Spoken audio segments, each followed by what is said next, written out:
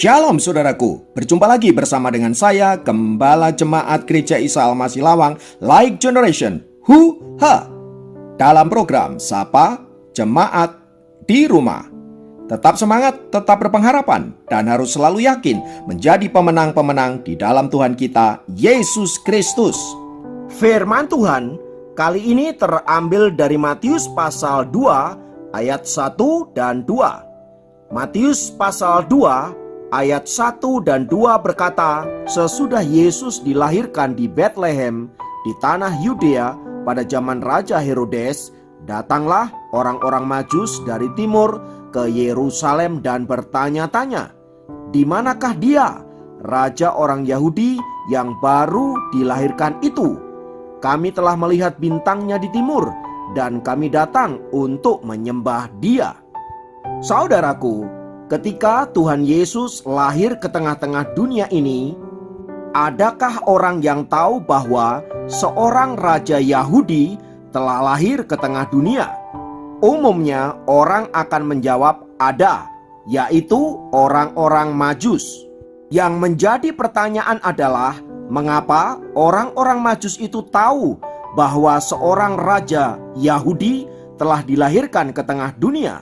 Bukankah orang-orang Majus itu adalah bangsa-bangsa lain yang tidak ada sangkut pautnya dengan orang Yahudi? Jawabannya adalah karena mereka telah melihat bintangnya di timur. Sesuai dengan catatan Alkitab, orang-orang Majus itu mengetahui kelahiran Tuhan Yesus dari bintang yang ada di sebelah timur, yang tentu saja itu menjadi bintang yang sangat khusus. Lalu, mengapa orang-orang Majus itu mengetahui bahwa bintang itu merupakan petunjuk atas kedatangan Sang Mesias atau Raja orang Yahudi, Sang Juru Selamat? Siapakah sebenarnya orang Majus itu? Untuk menjawab pertanyaan tentang siapakah sebenarnya orang Majus itu, ada dua jawaban yang biasanya jadi rujukan. Yang pertama, biasanya para teolog menafsirkan bahwa orang-orang Majus itu adalah ahli astronomi atau ahli perbintangan. Mereka itu adalah sekumpulan para ilmuwan yang memahami tentang perbintangan yang berkaitan dengan peristiwa-peristiwa besar yang ada di tengah-tengah dunia ini. Yang kedua, para teolog menafsirkan bahwa mereka adalah para raja atau para bangsawan dari Persia atau Babelonia. Tetapi yang ingin saya sampaikan bukan soal siapakah atau dari manakah orang Majus itu, melainkan bicara soal bintang timur itu. Soal bintang timur itu, saudaraku, saya sangat yakin bahwa bukan hanya orang Majus yang mengetahuinya. Pasti ada orang lain yang mengetahui tentang bintang itu. Jumlahnya bisa tidak terhitung. Namun demikian, tanggapan atas munculnya bintang timur itu rupanya setiap orang berbeda-beda. Nah, saya mengelompokkan 3 kelompok orang yang menanggapi soal bintang timur yang muncul sebagai tanda kelahiran Sang Mesias. Kelompok yang pertama adalah mereka yang tidak percaya bahwa bintang timur itu berkaitan dengan kelahiran Sang Raja Yahudi. Bagi mereka, bintang timur itu ya bintang biasa, gak ada sangkut pautnya dengan peristiwa besar yang terjadi atau kaitannya dengan kemesiasan Raja Yahudi yang akan lahir. Jadi mereka melihat fenomena bintang timur itu sebagai fenomena biasa saja, layaknya peristiwa alam biasa. Kelompok yang kedua yaitu mereka yang hanya percaya saja. Kelompok ini yakin bahwa bintang timur adalah tanda lahirnya seorang raja Yahudi atau Mesias. Namun mereka tidak berbuat apa-apa. Mereka tahu, tetapi berhenti sampai di situ saja. Dan kelompok yang ketiga adalah mereka yang percaya, namun mereka juga bertindak. Kelompok inilah yang diwakili oleh orang-orang Majus, saudaraku. Mengapa orang Majus saya kelompokkan sebagai orang-orang yang percaya dan bertindak? Karena menurut catatan Alkitab menyatakan bahwa mereka datang dari timur, artinya datang dari tempat yang sangat jauh, pergi ke Yerusalem hanya untuk memastikan bahwa kelahiran Sang Mesias itu benar-benar ada. Sebagaimana yang saya sudah sampaikan di atas, saudaraku, bahwa orang-orang Majus itu kemungkinan datang dari Persia atau Babelonia yang jaraknya kurang lebih sekitar 800 km dari Yerusalem, yang pada zaman itu membutuhkan waktu 4 bulan perjalanan.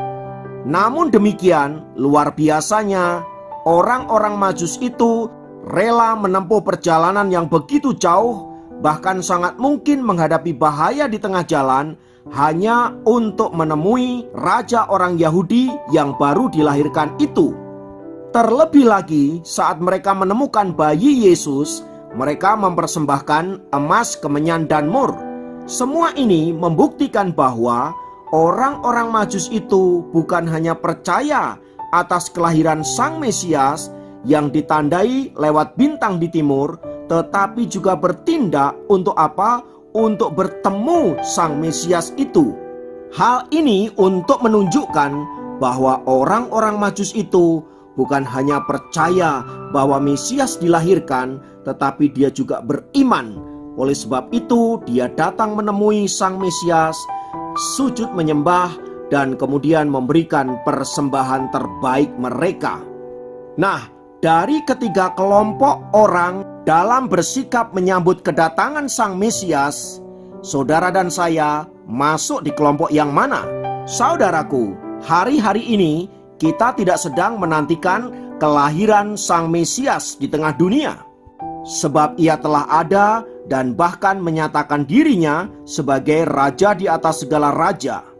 Pertanyaannya adalah, bagaimana kita merespon berita Alkitab bahwa Yesus adalah raja di atas segala raja yang berkuasa atas hidup kita dan sanggup melakukan apapun di dalam kehidupan kita.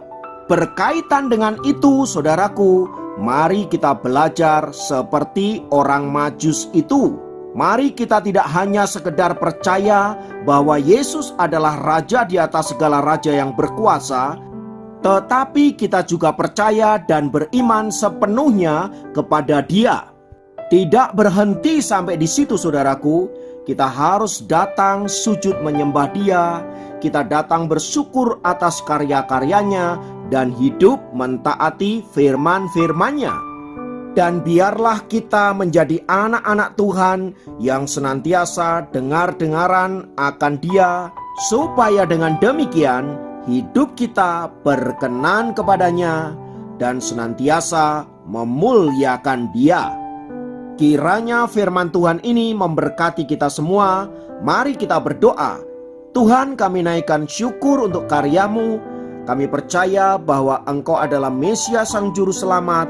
Engkau adalah Tuhan Allah yang hidup, dan kami mau membawa hidup kami kepadamu, menyembah-Mu dan bersyukur untuk semua karya-Mu. Biarlah hidup kami senantiasa mentaati kehendak-Mu dan jadikan kami anak-anak-Mu yang senantiasa taat sampai akhir hidup kami. Terima kasih Bapa, di dalam nama Yesus kami berdoa. Haleluya. Amin. Demikian program Sapa Jemaat kali ini. Sampai jumpa dalam program Sapa Jemaat yang lain. Tuhan Yesus